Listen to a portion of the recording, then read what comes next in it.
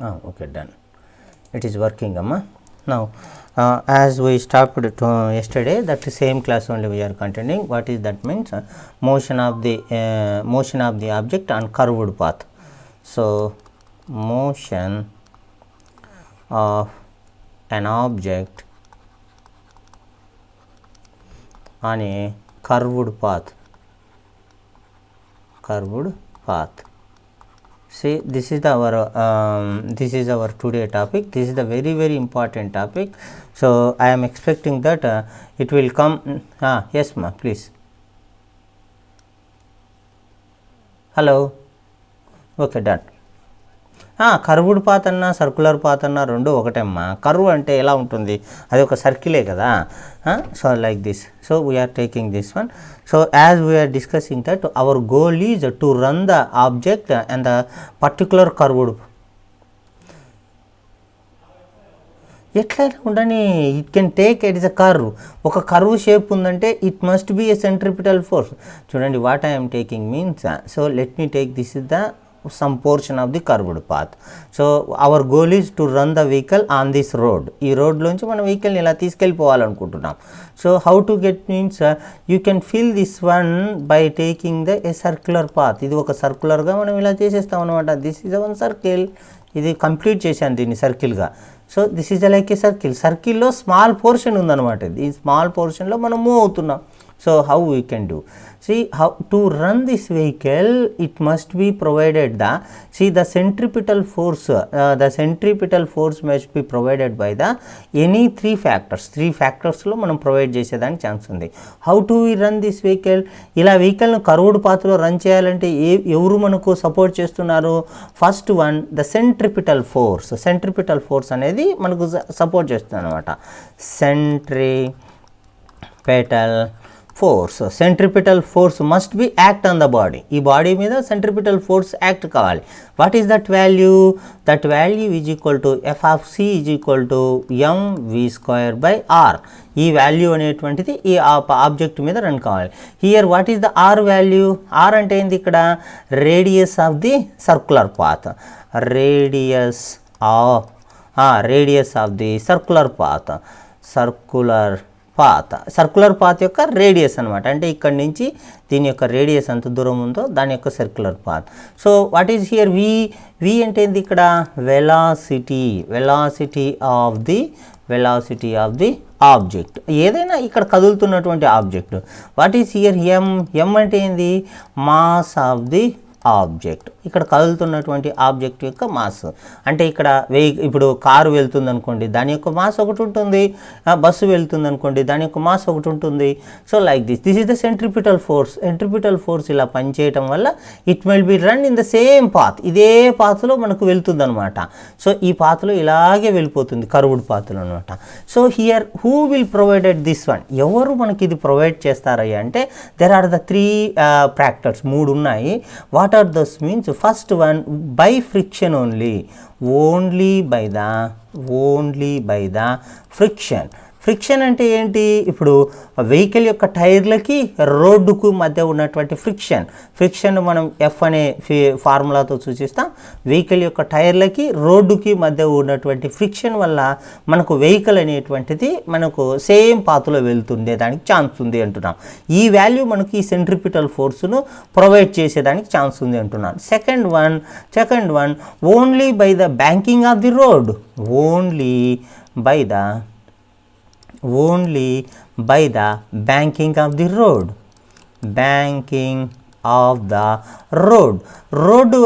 ఈ రోడ్ అనేటువంటిది కొద్దిగా చూడండి, ఇన్నర్ పార్ట్ నుంచి అవుటర్ పార్ట్ అనేటువంటిది కాస్త ఎత్తు పెంచేసామన్నమాట. ఎత్తు పెంచడాన్ని మనం ఏమంటే బ్యాంకింగ్ ఆఫ్ ది రోడ్ అంటాం. చూడండి the increasing of the outer part of the road as compare to the inner part is named as the banking అని అంటాం అనమాట. So where we can put this type of road means at the curved paths. అంటే అంటే మలుపు ఉన్నటువంటి ప్రదేశాల దగ్గర లోపల ఉన్నటువంటి భాగం కంటే బయట ఉన్నటువంటి భాగాన్ని ఈ విల్ ఇంక్రీజ్ ద హైట్ను కాస్త పెంచుతారనమాట. ఇప్పుడు ఇది ఒక మలుపు, ఇలా మలుపు ఉందన్నమాట. ఈ మలుపు దగ్గర మనకు ఏం చేశారు, ఈ మలుపు ఉన్నటువంటి దాని దగ్గర ఇది ఇన్నర్ పార్ట్ వచ్చేసి inner part of the road. చూడండి, ఇది అవుటర్ పార్ట్, ఇది outer part of the road. ఈ పార్ట్ యొక్క అవుటర్ పార్ట్ దగ్గర పెంచేశారు, కాస్త హైట్ పెంచారనమాట. అలా పెంచేదాన్ని మనం ఏమంటామా అంటే బ్యాంకింగ్ ఆఫ్ ది రోడ్ అంటాం అనమాట. Now let me go to the third one ఏంటి అంటే by the friction as well as the banking of the road. By the friction and banking of the road. ఇవన్నీ రాయాల్సి ఉందమ్మా, గుర్తుపెట్టుకోండి. ఈ 3 రాస్తేనే మనకు ఎగ్జామ్లో 10కి 10 మార్కులు వేస్తారు. లేదంటే ఏదో ఒకటి రాసేసి మనకు మిగతాటి నేను రాయలేను. చెప్పండి. సరే, నెక్స్ట్ మనం ఇప్పుడేం మళ్ళీ స్టక్ అయిందా దేవుడా? ఏంటమ్మా, బాగానే ఉంది నెట్ అయితే.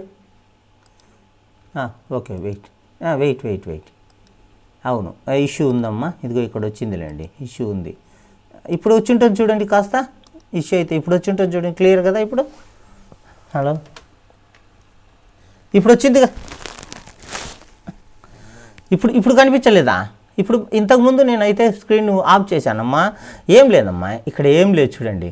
మనము ఈ పాత్లో వెళ్ళడానికి మనకు సెంట్రిపిటల్ ఫోర్స్ అవసరం అవుతుంది అంటున్నాను. ఎలా? Towards the which is the force which is acting towards to the సెంటర్కు మనకు పనిచేసేటువంటి ఒక ఫోర్స్ పనిచేస్తుంది. ఆ వాల్యూ ఇది అంటున్నాను.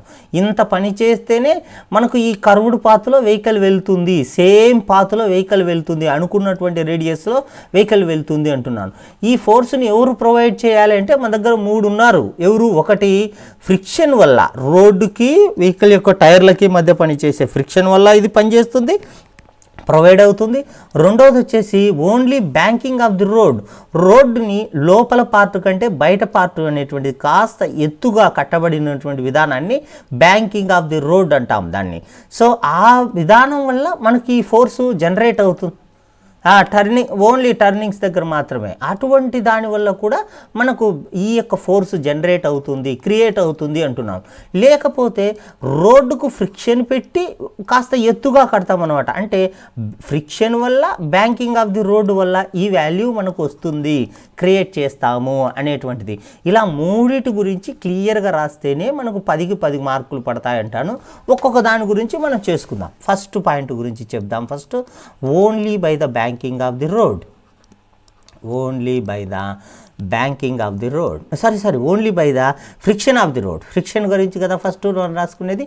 ఫ్రిక్షన్ ఓన్లీ బై ద, అర్థం కాలేదు. Only by the friction of the road అర్థం కాలేదు. ఇంకోసారి చెప్పన్నా. ఏంటమ్మా, ఇంకోసారి చెప్పమ్మా.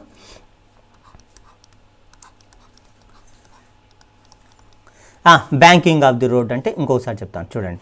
Banking of the road is nothing but it is the special type of the construction at the curved path of the road where the outer part of the road somewhat elevated అంటే పైకి కాస్త ఎత్తడాన్ని elevated అంటాను. somewhat elevated as compared to the inner part. దాన్ని నేను తెలుగులో ఏం చెప్తున్నాను అంటే కర్వ్డ్ పాత్ దగ్గర లోపల ఉన్నటువంటి రోడ్డు యొక్క హైట్ కంటే బయట ఉన్నటువంటి రోడ్డు యొక్క హైట్ను కాస్త ఎత్తు పెంచి కట్టబడి ఉంటుందన్నమాట. కాస్త ఎత్తు పెంచి కడతారన్నమాట. అలా కట్టే విధానాన్ని మనం ఏమంటామయ్య అంటే బ్యాంకింగ్ అంటారన్నమాట. బ్యాంకింగ్ అసలు ఇప్పుడు బ్యాంక్ అంటే ఏంటమ్మా? వాటర్ అడ్డు పెట్టడం లేదా ఏదన్నా కట్టలాగా కట్టడం అనమాట. సో ఎక్కడ కడుతున్నారు? బయట భాగాన్ని కడుతున్నారు అనమాట. లోపల భాగం అలాగే ఉంది. బయటికి పోయే కొద్ది ఎత్తు పెంచుకుంటూ కడతారనమాట. ఎక్కడ? కర్వ్డ్ పాత్ దగ్గర. ఇది కర్వ్డ్ పాత్ అనమాట. ఈ కర్వ్డ్ పాత్ దగ్గర మనకి ఏం చేస్తారంటే ఇది లోపల భాగం అనమాట. చూడండి, ఇన్నర్ పార్ట్. రోడ్డుకి ఇన్నర్ పార్ట్. ఇది కర్వ్డ్ తిగే దగ్గర ఇన్నర్ పార్ట్ చూస్తే సేమ్ అలాగే ఉంటుంది. నువ్వు బయటికి పోయే కొద్ది రోడ్డు ఎత్తు పెరుగుతా లాస్ట్కి పోయేసరికి బాగా హైట్ చేసి పెట్టుంటారనమాట. దాన్నే మనం బ్యాంకింగ్ ఆఫ్ ది రోడ్ అంటామన్నమాట. సో మనకు సపరేట్గా అడిగేదానికి డిజైన్ సివిల్ ఇంజనీర్ డిజైన్ చేస్తాడమ్మా only at the curved paths. ఎక్కడైతే మలుపులు ఉన్నాయో అక్కడ మాత్రమే ఇలా కడతారన్నమాట రోడ్డుని. మీరు ఒకసారి చెక్, రేడియస్ చేంజ్ కాదు, రేడియస్ ఈజ్ ఫిక్స్డ్. ఇప్పుడు చూడండి, radius is fixed, this is the radius. ఎక్కడైనా తీసుకోండి రేడియస్, ఇక్కడ తీసుకోండి రేడియస్ ఫిక్స్. కానీ ఎత్తు పెంచుకుంటూ వెళ్తారమ్మా. ఇక్కడ చూస్తే కరెక్ట్గా ఇది రోడ్డు లెవెల్కి ఉంది, కానీ బయటికి పోయే కొద్దీ మట్టి వేసుకుంటూ పెంచుకుంటూ వెళ్తారన్నమాట, హైట్ పెంచుకుంటూ. అర్థమైందని నేను చెప్పేది? ఒక్కసారి మీరు ఎక్కడన్నా మలుపులు ఉండే దగ్గర చూడండి, హైవేలలో ఇలాంటివి ఖచ్చితంగా కన్స్ట్రక్షన్ చేయాలి. లేకపోతే చూడండి okay now let me go to our concept. ఎందుకు ఇలా కట్టబడింది అనేటువంటిది కూడా మనం ఈ కాన్సెప్ట్లో మనకి ఇప్పుడు అర్థమైపోతుంది చూడండి. So let me go to the only by the friction వల్ల ఏంటి మన పరిస్థితి అనేటువంటి చూద్దాం. So only by the friction means we are not dealing here the road is not banked. అంటే ఓన్లీ బై ద ఫ్రిక్షన్ అంటే బ్యాంక్ లేదని. So the road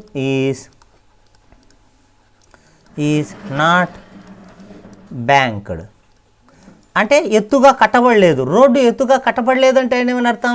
road is same హారిజెంటల్గా ఇలాగే ఉంది, రోడ్ అనేటువంటిది హారిజెంటల్గా ఉంది.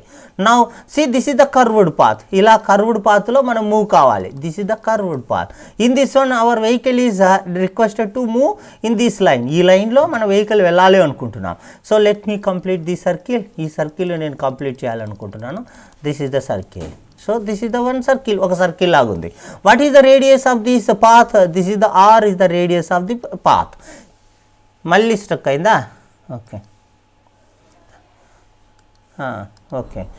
Okay done. చూడండి అమ్మా, ఏమ్మా ఇప్పుడేం చూడండి, ఇప్పుడేమి మీకు అర్థమవుతుందా లేదా? చూడండి, ఏం లేదమ్మా, ఇక్కడ ఈ రోడ్ అనేటువంటిది ఇలా ఉంది.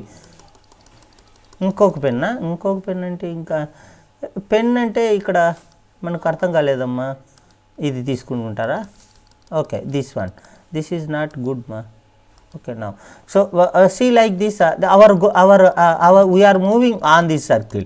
ఈ సర్కిల్లో మనం move కావాలనుకుంటున్నాం. Now what is our goal is to run the vehicle on this particular path. ఈ పాత్లోనే మనం తీసుకెళ్లాలనుకుంటున్నాం. So to run this vehicle there must be some centripetal force. Centripetal force అనేది పనిచేస్తూ ఉండాలి. Let me take this. What is the centripetal force value? So let me take this vehicle mass is the m. ఇక్కడ ఉన్నటువంటి object కానీ vehicle mass కానీ m అనుకుంటున్నాను. So the vehicle is moving with velocity v వెలాసిటీతో వెళ్తాంది అనుకుంటున్నాను. How much centripetal force will act on this body? Centripetal force Fc = ఎంత పని చేయాల్సి ఉంటుంది? mv²/r. ఇంత సెంట్రిపిటల్ ఫోర్స్ అనేది పని చేయాలి. mv²/r. So see, if the force is acting like this direction, ఈ ఫోర్స్ ఇలా పనిచేయాలనుకోండి, ఇట్ మస్ట్ బి బ్యాలెన్స్డ్. ఈ ఫోర్స్ అనేటువంటిది మనకి ఇలా పనిచేయాలి. చూడండి, you already well familiar this one. ఈ ఫోర్స్ వాల్యూ మనకు కావాలన్నమాట, ఈ ఫోర్స్ వాల్యూ మనకు పని కావాలి. So if the vehicle is moving like this direction, ఈ డైరెక్షన్లో వెహికల్ కదులుతుంది అనుకోండి, this is the accelerating body. As the object is moving on circular pathగా మూవ్ అవుతుంది, కానీ it is accelerating body. It is a accelerating body అనమాట. ఎందుకు? So if the body is if the body is moving on the circular path, it's acceleration. What is the acceleration value? It's acceleration. చెప్పండి, what is the acceleration value? ఎంత ఉంటుంది దాని acceleration? A is equal to, I already told you. So A is equal to v²/r. v²/r. చూడండి, if the body is moving in the circular path, this is the centripetal force.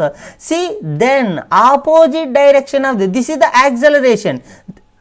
మళ్ళీ stuck అయిందా దేవుడా? ఏంటయ్యా, మనకు network ప్రాబ్లమే అనుకుంటా, board stuck. ఎంతో net అంత స్పీడ్గా రావట్లేదా ఏంటి? చూడండి, ఓకే కొద్దిగా స్లోగా చెప్తాలేండి, చాలా ఇంపార్టెంట్ అమ్మా. ఈరోజు మనం స్కిప్ చేస్తే చాలా ఇబ్బంది పడిపోతాం. What is the direction of this acceleration? The direction of this acceleration, the direction of this acceleration ఎలా ఉంటుంది? ఇది ఈ యాక్సలరేషన్ ఎలా ఉంటుంది? టువర్డ్స్ టు ది చెప్పండి అమ్మా, ఏ డైరెక్షన్లో ఉంటుంది? Towards to the centre. Very good, centre వైపుకి వెళ్తుంది ఈ యాక్సలరేషన్ అనేటువంటిది. This is the acceleration of the body towards to the centre of the body. Then ఇప్పుడు మీకు వెంటనే నేను చెప్పినటువంటి బేసిక్ కాన్సెప్ట్ గుర్తుకు రాలి. If the body is accelerating, then we are observing the observations at the frame of reference of the moving body. మనం ఇప్పుడు ఎక్కడున్నాము? We are on the moving body. ఈ బాడీ మీదనే కూర్చొని మనం అబ్జర్వ్ చేస్తున్నాం అనమాట. So that means our frame is non inertial frame. మనం ఇప్పుడు కూర్చున్నటువంటి ఆబ్జెక్ట్ యొక్క ఫ్రేమ్ అనేటువంటిది non inertial frame. So as the object అనేటువంటిది ఏంది? As the object is a non inertial frame, non inertial frame. ఇది ఒక నాన్ ఇనర్షియల్ ఫ్రేము. ఇప్పుడు చూడండి, when the object is non inertial frame, there must be act is a pseudo force. Therefore hence a pseudo force can be act on the body. అంతేనా కదా? ఏం అర్థమవుతుందా లేదా నేను చెప్పేది? 1 by 1 స్లోగా మనకు ఒకదానికొకటి మనకు లింకులు వస్తున్నాయి. అర్థమవుతుందా లేదా నేను చెప్పేది? ఏ బాడీ అయితే యాక్సలరేట్ అవుతున్నటువంటి బాడీ మీద ఖచ్చితంగా ఒక సూడో ఫోర్స్. ఏమ్మా అర్థమవుతుందా? హలో, చెప్పండి ఏదో అంటున్నారు. మళ్ళీ స్టక్ అయిపోయిందా? దేవుడా, ఒక్క నిమిషం. చెప్తాను. ఏంటిది? మనకు నెట్ బాగానే ఉంది. మనము ఏదో అనుకొని వచ్చి కూర్చుంటాము, లాస్ట్కు మన పరిస్థితి చూడండి.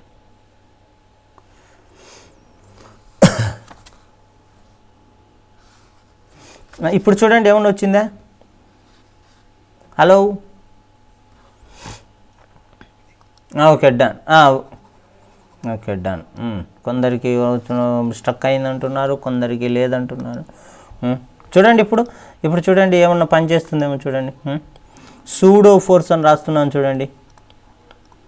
సూడో ఫోర్స్ రాశాను, పనిచేసి కనిపిస్తుందా? Okay done. చూడండి, hence a pseudo force must act on the body మీద ఖచ్చితంగా పనిచేయాలి. ఆన్ ద బాడీ పనిచేయాలి. చూడండి, ఇప్పుడు మీకు గుర్తుందో లేదో ఒకసారి రీకాల్ చేసుకోండి. What is the direction of the pseudo force యొక్క డైరెక్షన్ ఏంటి? నో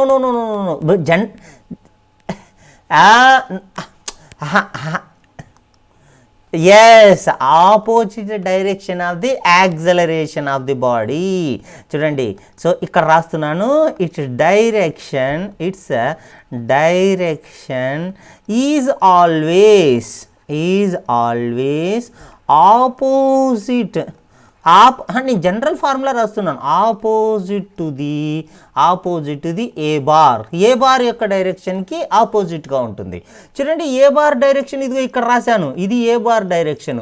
ఇప్పుడు సూడో ఫోర్స్ డైరెక్షన్ ఏంటమ్మా? సూడో ఫోర్స్ డైరెక్షన్ చెప్పండి. ఇప్పుడు outwards from the centre, this is the direction of the pseudo force యొక్క డైరెక్షన్. What is the general formula for the pseudo force? చూడండి, this is the pseudo force. No. Okay, this is the no problem. This is the pseudo force. No issue. Wait ma. This is the pseudo force. ఈ pseudo force పనిచేస్తుంది. చూడండి, in the circular path, this imaginary force is named as. ఈ ఫోర్స్ని ఏమని చెప్పాము?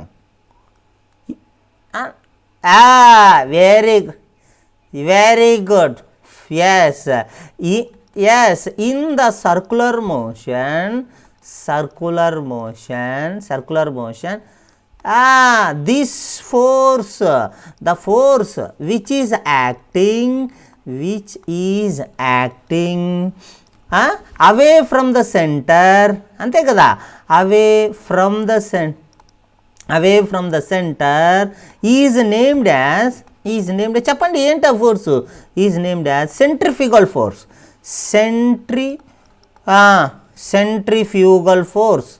Centrifugal force ఇది ఒక centrifugal force అనమాట.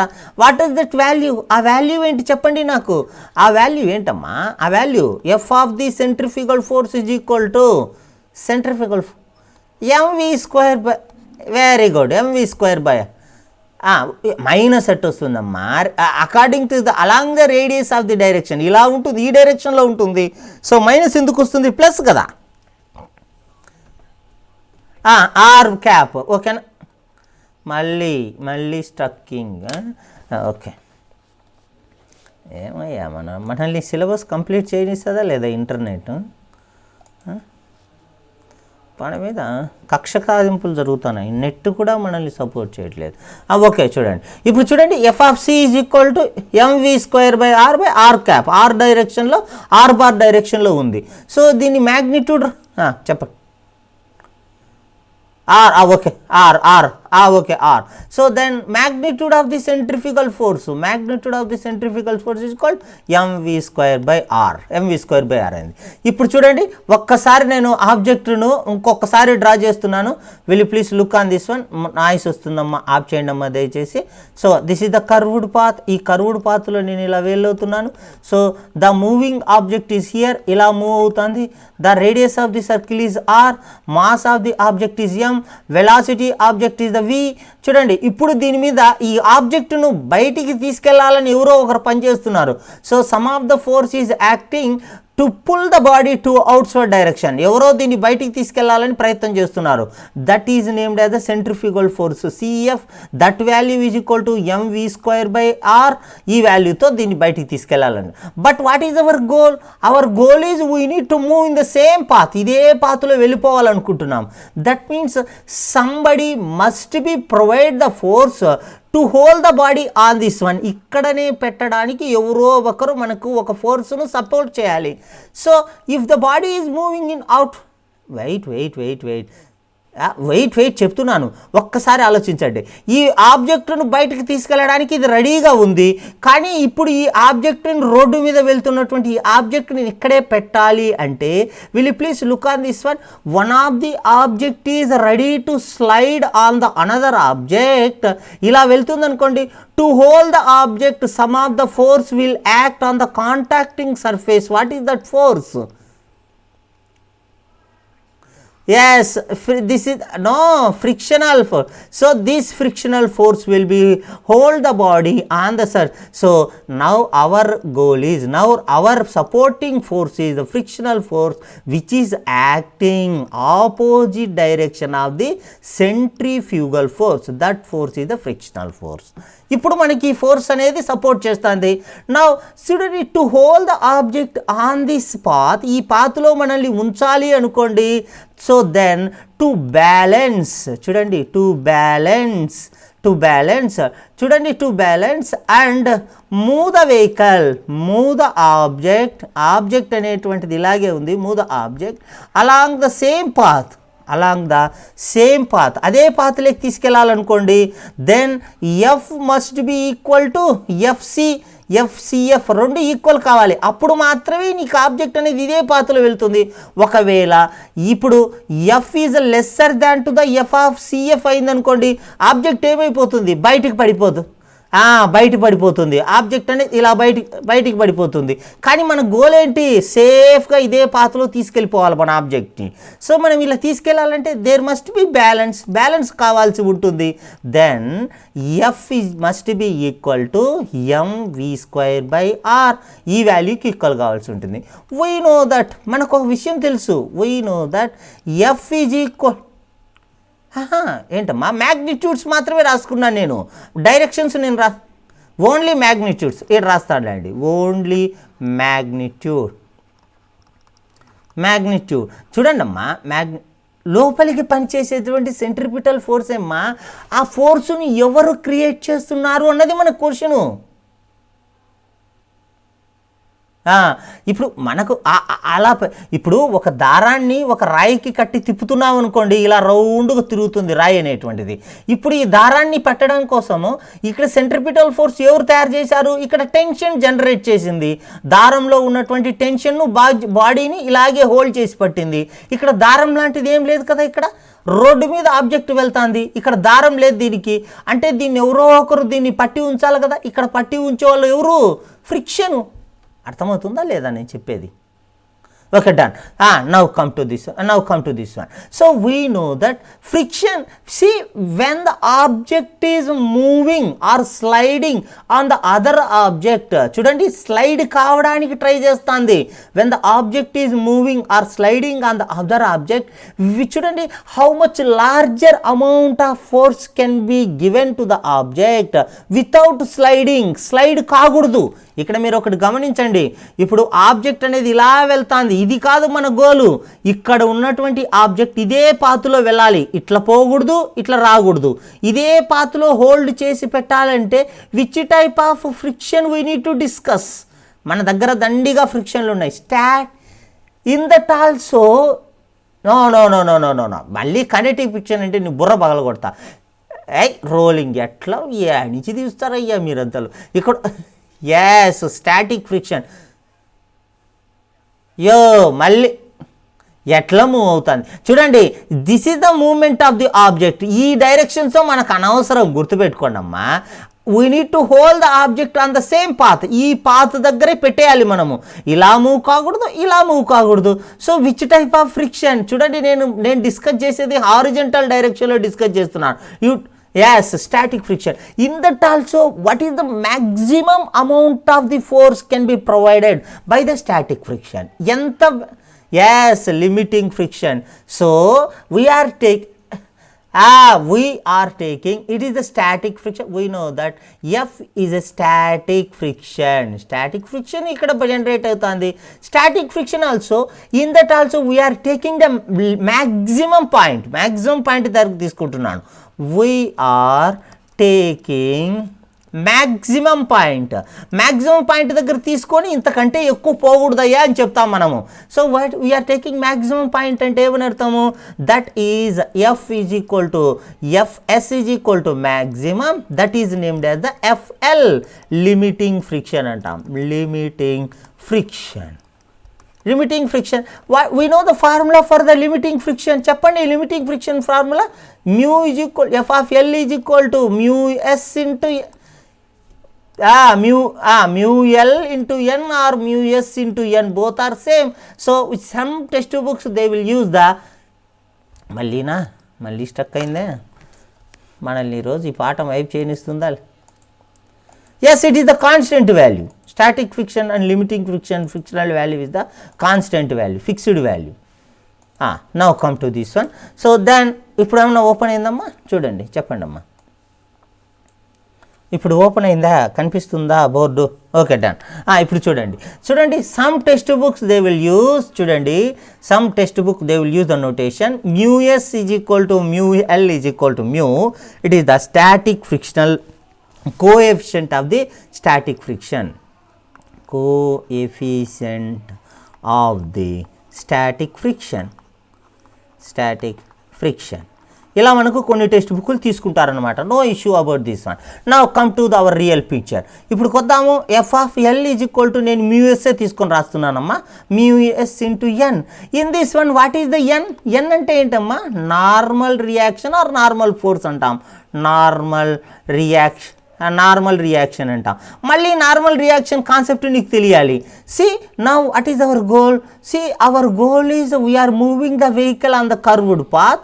So this vehicle mass is M. ఈ వెహికల్ యొక్క మాస్ ఎం అంటున్నాను.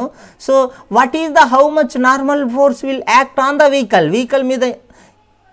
మళ్ళీ స్టక్ అయిందా? Yes, so the normal reaction which is created by the road on the vehicle. ఇప్పుడు ఒక పుస్తకాన్ని ఇలా పెట్టానమ్మా టేబుల్ మీద mass of the object is m. చూడండి, the weight of the object will act on the గ్రౌండ్వర్డ్ direction w is equal to mg. Normal reaction ఎంత పనిచేస్తుంది? By the table on the book is equal to n is equal to mg. n is equal to mg పనిచేస్తుంది. ఇప్పుడు vehicle కూడా road మీద హారిజంటల్గా ఫ్రీగా ఉంది, horizontal surface మీదనే ఉంది.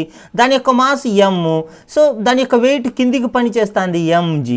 Normal reaction which is created by the road on the vehicle is equal to n. So the vehicle is not moving in the vertical direction. Equation of motion రాస్తే n is equal to mg.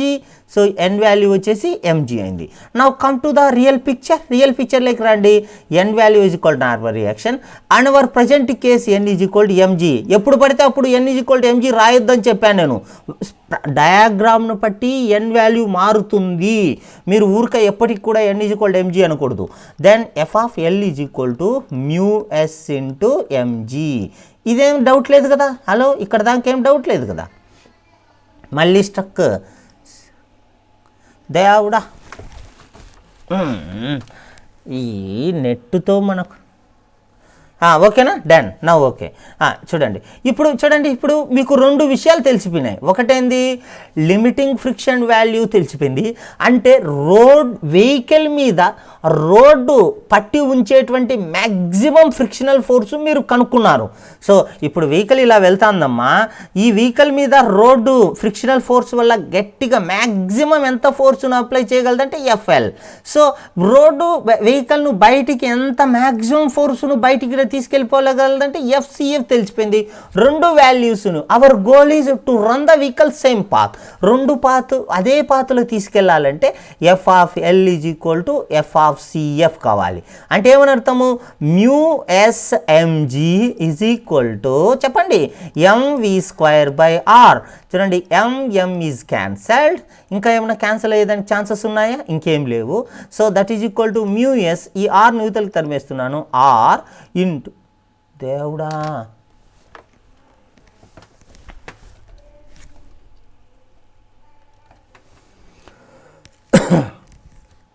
1 minute అమ్మా, 1 minute. Net break అయింది, net arrange చేస్తున్నాను. 1 minute please.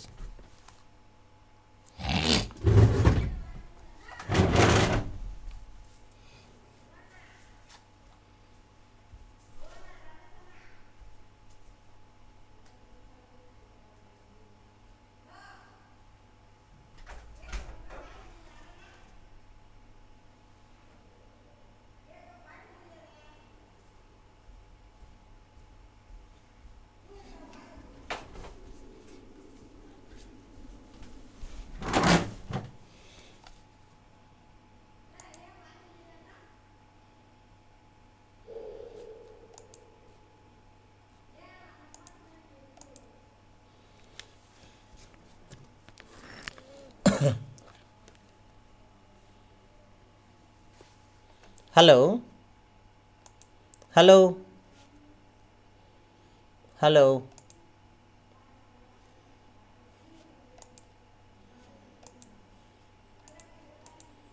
Hello hello hello ఉన్నారమ్మా? Okay, నేనేమో చెప్పుకుంటూ వెళ్ళిపోతున్నాను. నాకు తర్వాత తెలిసింది ఈ బోర్డు అసలు నెట్వర్కే పోయిందని చెప్పేసి. సరే అమ్మా, థ్యాంక్ యూ. మళ్ళీ మనకేదో కాపాడి నెట్ వచ్చిందమ్మా. Okay, done. ఒక్క నిమిషం, అందరు రానివ్వండి.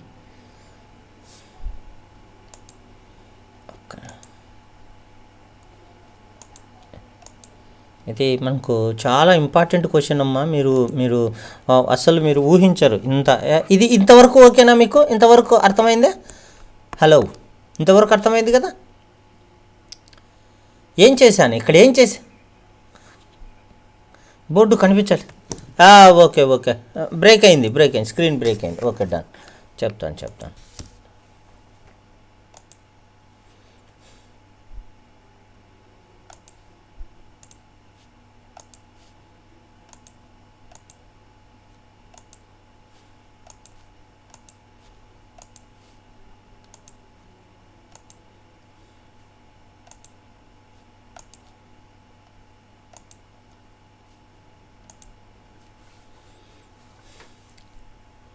ఓకే, అందరికీ కనిపిస్తుంది కదా, స్క్రీన్ కనిపిస్తుంది కదమ్మా? హలో, ఓకేనా? Okay done. Okay done. ఇప్పుడు చూడండి, ఇప్పుడు ఏం చేసాం మనం ఇక్కడ? The maximum frictional force which can be provided by the friction coefficient of the friction or friction of the road value is equal to F of L is balanced. So this value must be equal to the amount of outward force F of సిఎఫ్తో మనం balance చేసేసాము. That F L is equal to F of సిఎఫ్తో మనం చేసాము. So F of C L is equal to mu S into M G, F C F value is equal to centrifugal force value వచ్చేసి M into V square by R. M M cancel చేసేసాను. M M cancel చేసేస్తే మనకేమొచ్చేసింది అయ్యా అంటే, so then we will got the mu R, ఈ R న్యూతలకి ధర్మిస్తాను, mu R G is equal to V square. Then so that is equal to V square is equal to mu మాత్రమే తీసుకున్నానమ్మా, మ్యూ ఆర్జీ అంటున్నాను. Then V is equal to mu RG into square root of. చూడండి,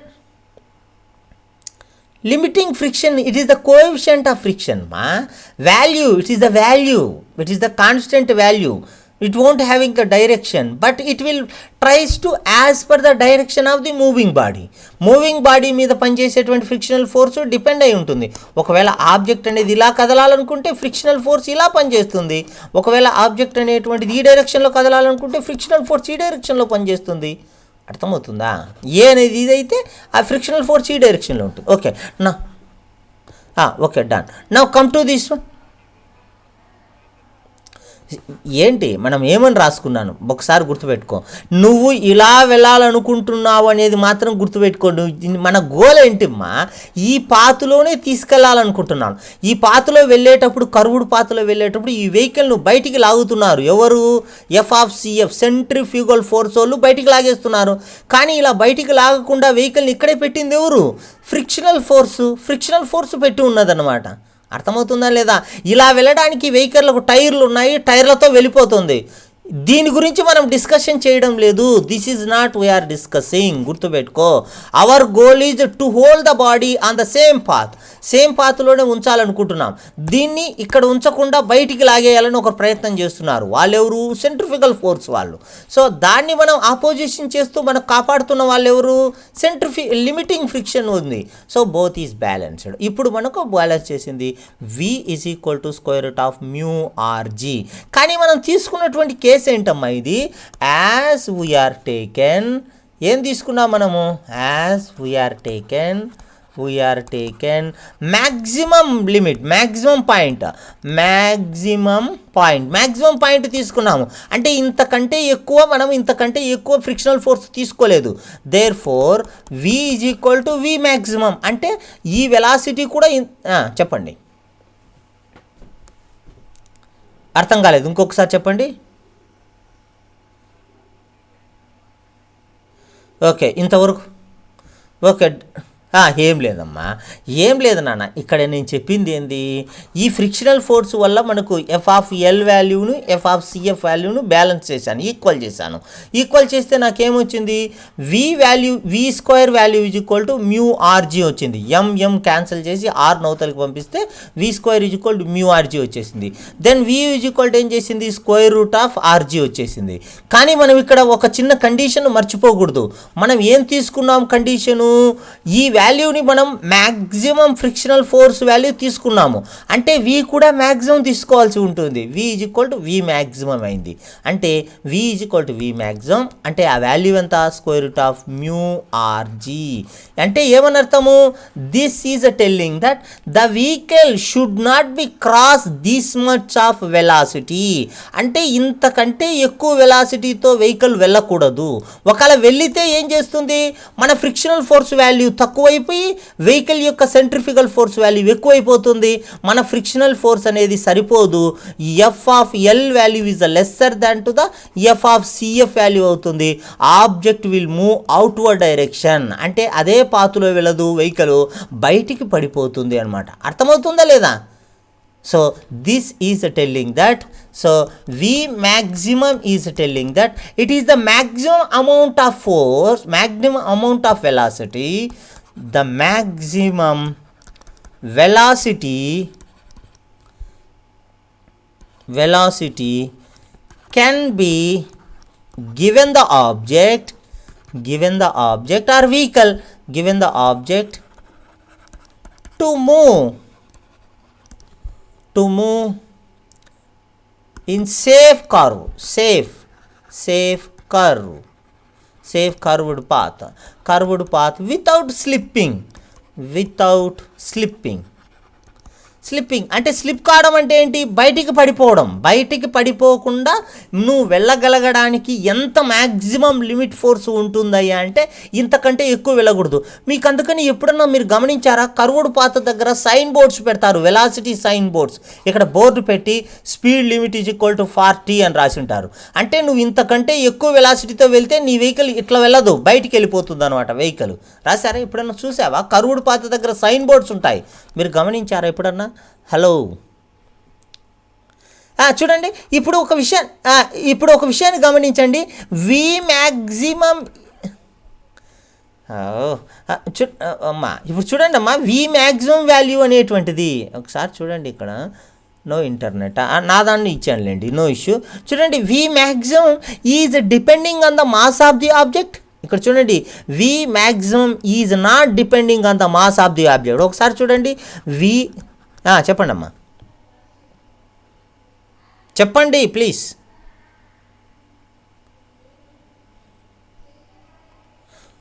చెప్పండి, నా voice వినిపిస్తుందా లేదా? So V maximum value is independent of the mass of the object, is independent of the mass of the object. వినిపిస్తుందా లేదా నేను చెప్పేది మీకు? ఒక్కరెవరన్నా చెప్పండి నాకు. హలో,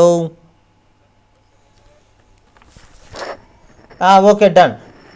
ఓకే, అంటే స్క్రీన్ షేర్ అవ్వట్లేదు, స్ట్రక్ అయింది. దేవుడా, ఈడేమో నెట్ రావట్లేదు, నా నెట్ ఇస్తే సరిపోవట్లేదు మీకు. నో ఇంటర్నెట్ అంటుంది. మార్నింగ్ కూడా నెట్ ప్రాబ్లమ్స్, అంటే ఇన్స్టిట్యూట్లోంచి పూర్తిగా బయటికి వచ్చి. Okay, done. Okay, done. అప్పుడు మనం ఏం చేయాలి అంటే అక్కడ వేస్ట్. ఓకే, పూర్తిగా బ్రేక్ అవుతుందా? అటైతే నేను పని చేస్తానమ్మా.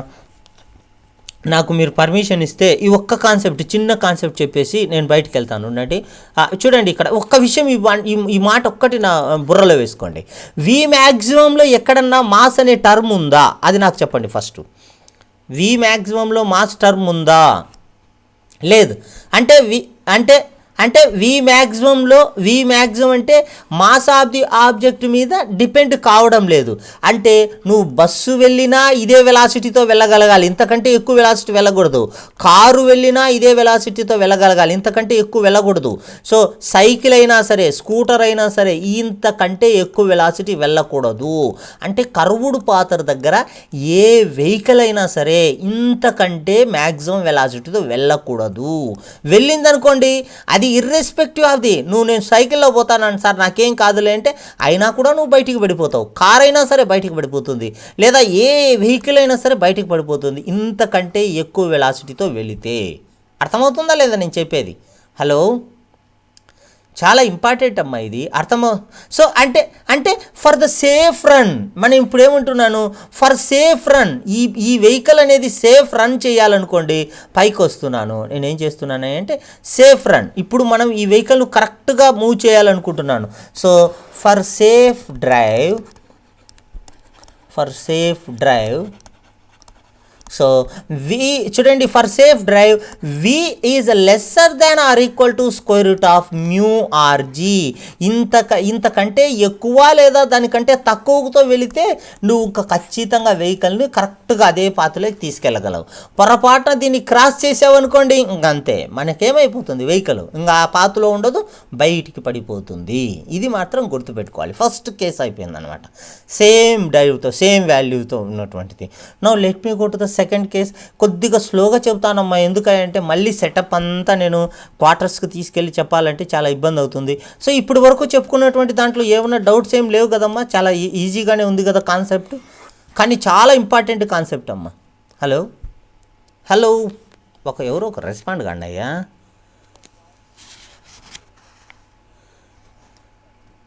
ఏం లేదు నాయన, సింపుల్గా చేసేసాము. ఇలా కర్వ్డ్ పాత్లోకి తీసుకెళ్ళాలనుకుంటున్నాను. ఇలా మాస్ అనేది మాస్ అనేటువంటి వెహికల్ యొక్క మాస్, అది కారు కానీ బస్ కానీ ఆబ్జెక్ట్ అనుకున్నాను నేను. మళ్ళీ మాస్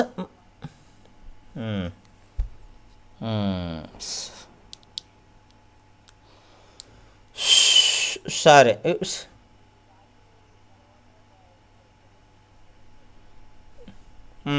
ఓకే, అంటే అది నెట్ ప్రాబ్లం ఏమ్మా. సరే ఓ పని చేస్తానమ్మా, నేనేం చేస్తానయ్యా అంటే మొత్తం సెటప్ అంతా తీసుకెళ్ళి క్వార్టర్స్లో పెట్టి కూర్చుంటాను. అక్కడ ఏమన్నా వస్తుందేమో చూద్దాం. నాకు ఒక 8-5 దాకా బ్రేక్ ఇవ్వండి. 8-5 దాకా నాకు బ్రేక్ ఇస్తే నేను క్వార్టర్స్లో సెటప్ చేస్తాను మొత్తాన్ని. ఓకే, 8-5 వరకు మనకు బ్రేక్. మీరు అంతలో